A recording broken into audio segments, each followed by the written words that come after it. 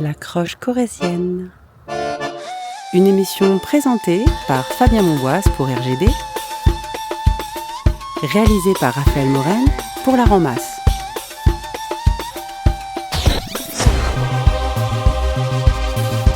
Découverte musicale.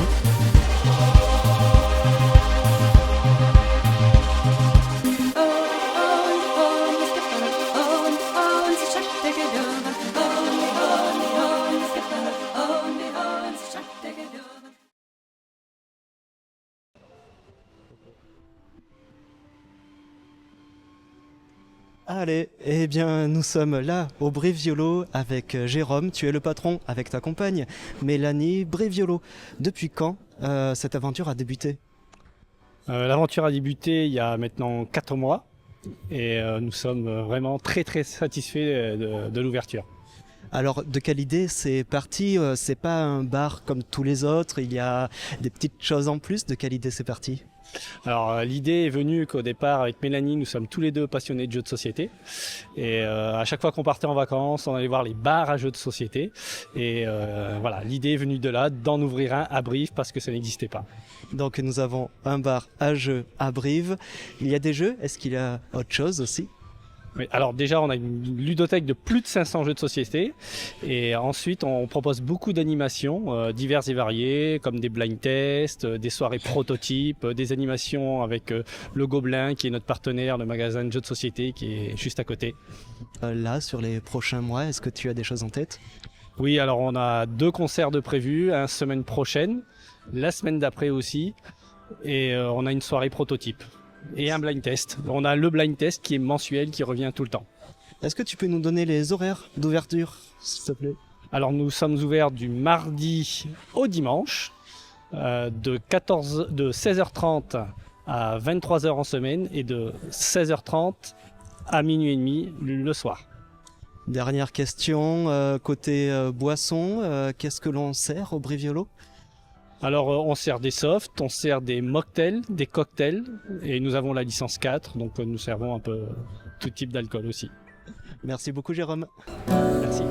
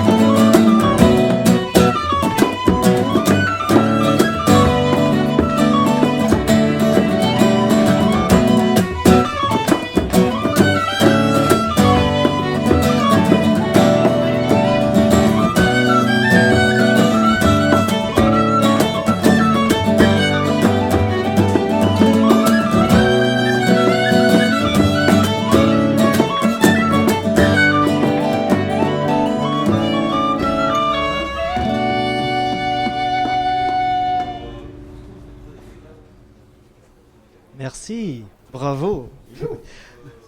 Ce soir, nous sommes avec les Sirlandais au Brive Yolo. Eh bien, c'est plutôt agréable de vous rencontrer, écouter votre musique, parler de vos instruments, et c'est pour cela que on est ensemble aujourd'hui.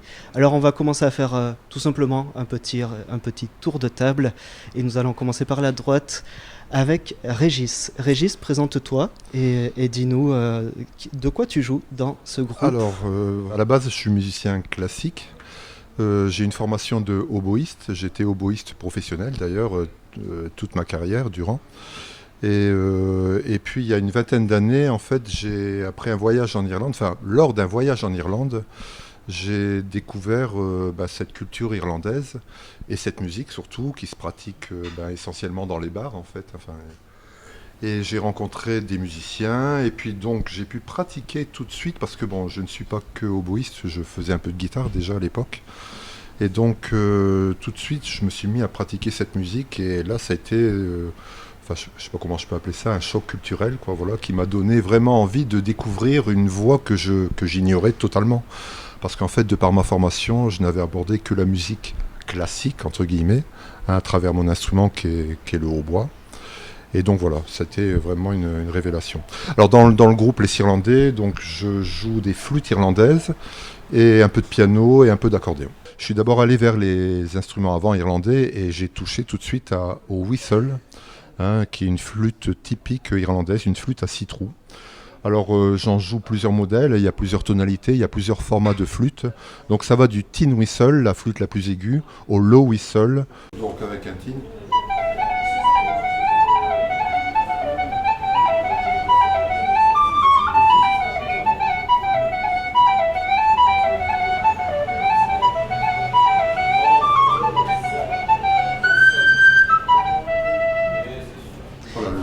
Et donc, là, dis-nous, ce que l'on vient d'entendre, c'est... Ça, c'est le tin whistle, le plus aigu, on va dire. Quoi.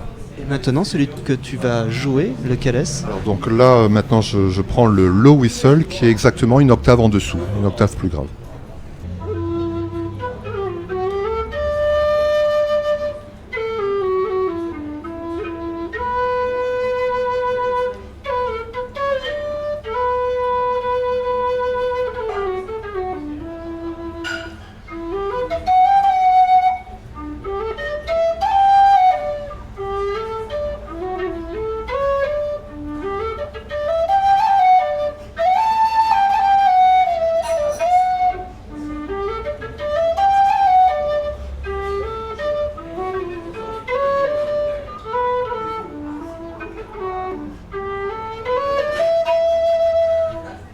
Antoine, est-ce que tu peux nous parler un petit peu de ton rapport à la musique, quels instruments tu joues ? Moi, je fais de la guitare déjà. Et moi, je viens de Côte d'Or. Et en fait, en Côte d'Or, là-bas, il y a mon père qui faisait de la musique quand j'étais petit. Il faisait de la musique quoi ? De la musique bretonne et de la musique irlandaise. Et ça, moi, je l'ai complètement oublié jusqu'à ce que j'ai 16 ans un jour. Et puis là, que je prenne une guitare et puis que je commence à me dire, tiens, c'est marrant, j'aime bien faire ce style de musique-là. Et j'ai toujours trouvé des copains pour en faire. Donc d'abord à Bordeaux, avec le groupe Odagnos qu'il y avait eu. Et depuis que je suis arrivé dans la région, je suis tombé sur mes camarades. Voilà. Ta guitare, ton accordage, c'est quoi cette histoire ? T'es pas en mi, la, ré, sol, si, mi ? Eh bien non. Alors il y en a qui le font, hein, c'est pas du tout un problème. Mais il s'avère que ça fait depuis 40 ans, 40-45 ans, que les guitaristes, en irlandais en tout cas, ils ont trouvé cette patte-là. De se dire, l'accordage standard, en fait, le problème, c'est qu'on fait plein de barrés tout le temps, et c'est des accords assez fermés, et du coup, on va perdre l'effet que vont avoir les cornemuses qui ont, elles, un bourdon.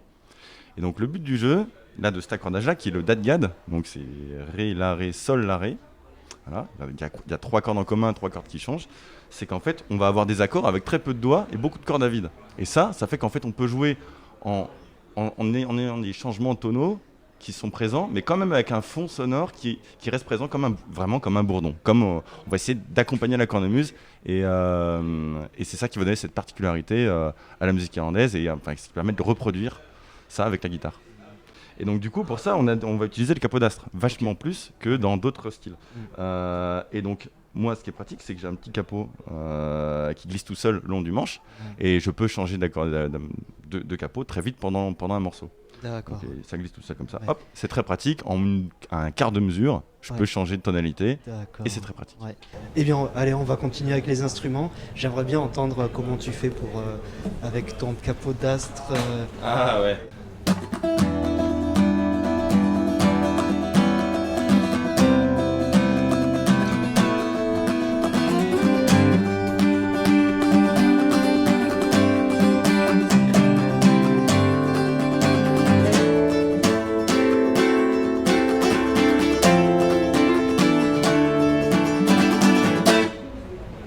Super, ben ouais, c'est impressionnant de changer comme ça aussi vite ta position. Et c'est vrai que d'avoir les cordes à vide, ça amène une profondeur à la guitare qui des fois peut faire défaut quand on a les barrés, quoi. C'est ça. De la même manière qu'à la guitare, on a plusieurs positions ouvertes en bas de manche qui vont permettre de jouer dans différents accordages, sans pour autant mettre un capot ou sans partir en accord barré. Là, ça va être pareil. Donc du coup, ces fameuses notes à vide qui vont sonner, on peut s'en servir pour donner d'autres couleurs que celles que je viens de vous jouer. Mais voilà, après, ça faut explorer, quoi. Ouais, super. Eh bien, Rémi, tu peux prendre le micro et nous en dire plus d'abord, avant de parler des Cirlandais, de toi, ton rapport à la musique, quels instruments tu joues, depuis combien de temps? Alors pour ma part, j'ai une formation de percussionniste classique. Donc voilà, tout ce qui va être timbales, caisse claire, marimba, xylophone, vibraphone, enfin voilà, les percussions d'orchestre. Un petit peu de batterie aussi en parallèle. Et maintenant, j'enseigne dans différentes écoles de musique, au conservatoire à Brive aussi, entre autres. Et en parallèle, je fais un petit peu de concertina. Alors, c'est un tout petit accordéon diatonique qu'on voit souvent joué par les marins dans les films. Et je chante aussi un petit peu dans le groupe. Et pour la musique irlandaise, alors je joue d'un instrument qui s'appelle le bodhran. Alors, ou bodhran, si on prononce ça un peu à la française. Alors c'est une percussion typiquement irlandaise qui va ressembler à pas mal d'autres percussions traditionnelles. On a un cercle en bois avec une peau animale par-dessus. Et alors par contre, la particularité vraiment du bodhran, c'est que ça se joue avec une petite baguette. C'est l'une peut-être des seules percussions traditionnelles qui va se jouer de cette manière-là. Donc là, on a souvent peau de chèvre, ça peut être parfois peau de veau mort-né.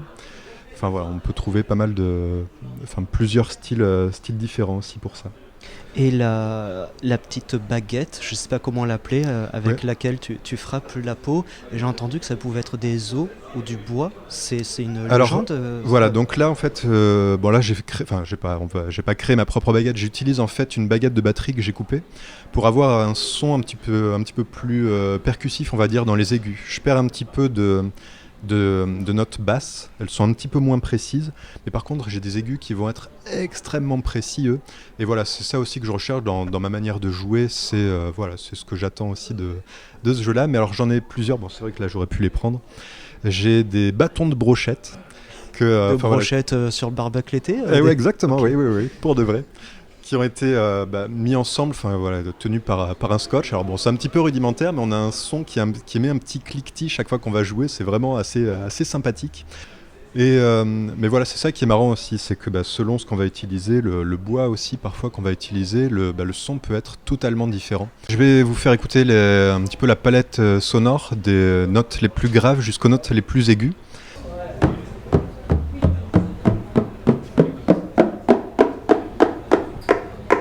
Donc voilà, moi j'utilise principalement le bas de la baguette pour faire mes rythmiques.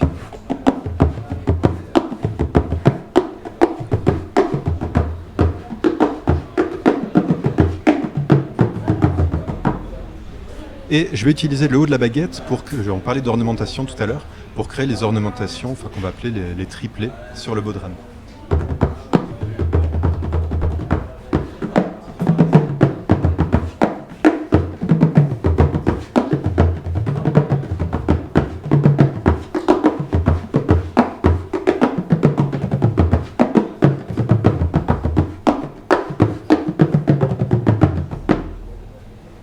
Super, merci beaucoup.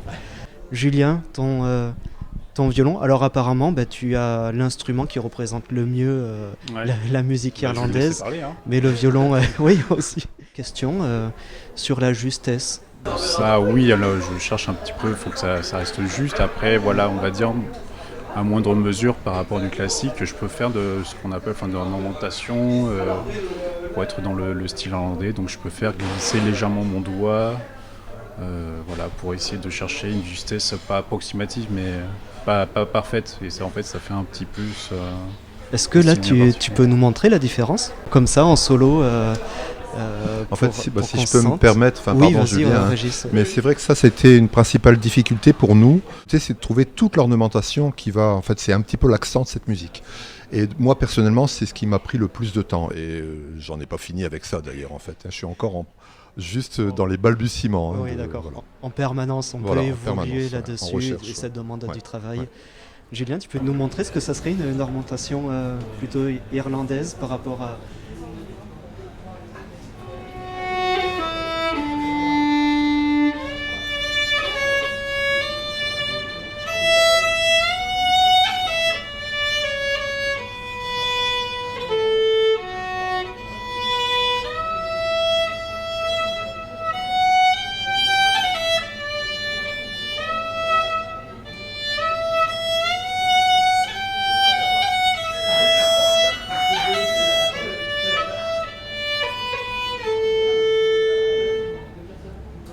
Merci, très beau.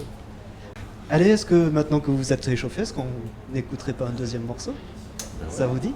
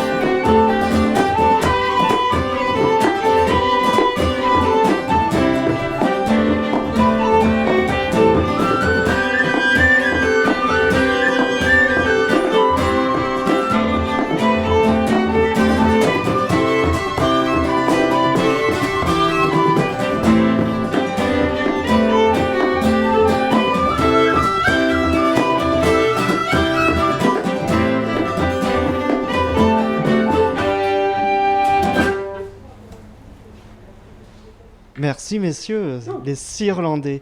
Ce soir, ce 30 août, vous êtes au Brive Violo pour un concert qui va débuter dans assez peu de temps, à partir de 20h, vous débutez. On va conclure cette émission et pour la conclure, j'aimerais bien qu'on parle un petit peu du futur du groupe. Qu'est-ce que vous prévoyez pour les prochains mois? Quelles sont vos espérances? Alors, il y a plein de choses qui se profilent à l'horizon, mais le plus important, selon moi, jusqu'à présent, encore une fois, c'est un jeune groupe, donc on s'est contenté de faire des reprises. On s'est inspiré de ce qu'on connaissait tous déjà. On a rassemblé tout ça, on a mis tout ça en commun pour aboutir sur ce style de musique qu'on pourrait qualifier de néo-trad. On n'est plus vraiment dans le traditionnel pur. Mais voilà, l'étape suivante, c'est la composition. On a commencé déjà un petit peu à partir sur cette voie-là. Donc il y a des petites idées comme ça qui se mettent en place et c'est l'objet des répétitions actuelles, voilà. Donc l'avenir, c'est ça. Et puis dès qu'on aura vraiment suffisamment de composition, l'idée, ce serait d'enregistrer, de mettre tout ça sur un CD, pour aller plus loin, voilà. En tout cas, merci beaucoup d'avoir participé à cette émission. Je vous libère, il y a des balances à faire. Je vous remercie du fond du cœur et on se dit à bientôt. Merci pour l'invitation. Merci, au revoir. Merci.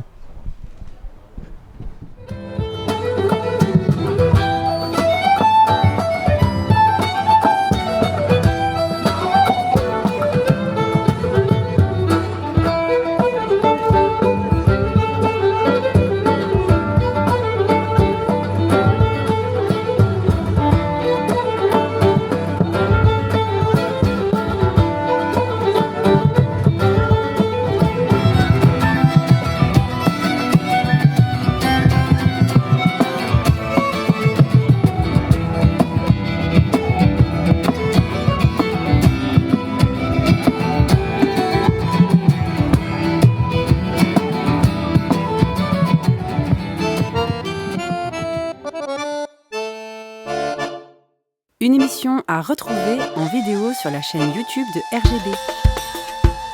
Fabien!